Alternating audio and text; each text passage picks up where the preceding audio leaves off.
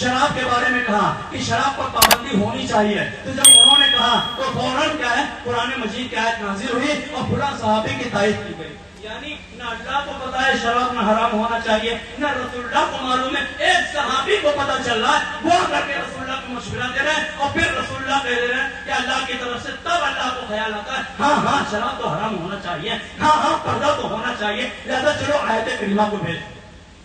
اب بتاؤ یہ واقعات بیان کرنے پر کیا اسلام مشہور نہیں ہوگا؟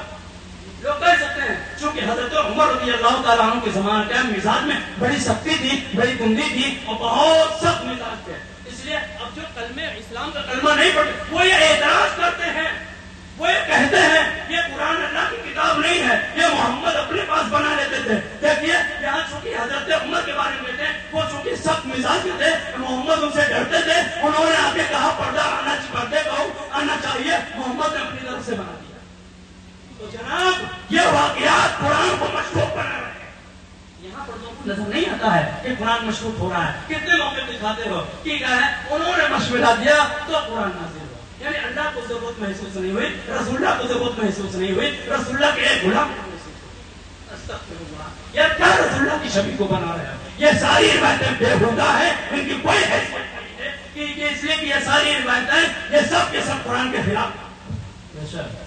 لیکن کیا ہے اب کسی کا خود کو بڑھانے کے لیے اس لیے ہم کہتے ہیں رسول اللہ کے قد چھوٹا ہو تو ہو لیکن اپنے من پسند سچا تو ہمارے بھی محبوب ہیں، ہمارے عزیز ہیں، ہمارے سر کا تاج ہیں، ہمیں ان سے کوئی اختلاف نہیں ہے، لیکن یقیناً اگر حضرت عمر کو پتا چلتا کہ یہ لوگ میرے بارے میں ایسی باتیں کرتے ہیں تو خدا کی قسم حضرت عمر انہیں کوڑے لگا اور کہتے کم وقت تم میں رسول اللہ کے مقابلے میں مجھے لا رہے ہو، ارے میں تو رسول اللہ کا غلام ہوں۔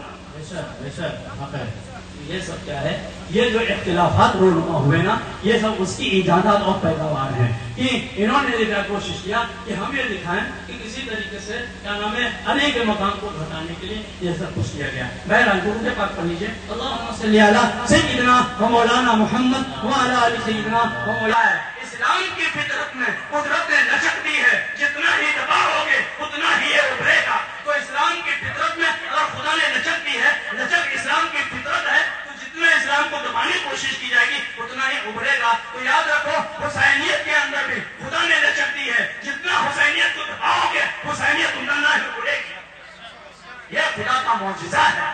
لہذا اگر مذہب اہل سنت کی پاسداری چاہتے ہو، مذہب اہل سنت کی حفاظت چاہتے ہو، آپ یہ چاہتے ہو کہ ہمارے نوجوان ہماری قابو سے ہماری گرفت سے باہر نہ نکلے تو واحد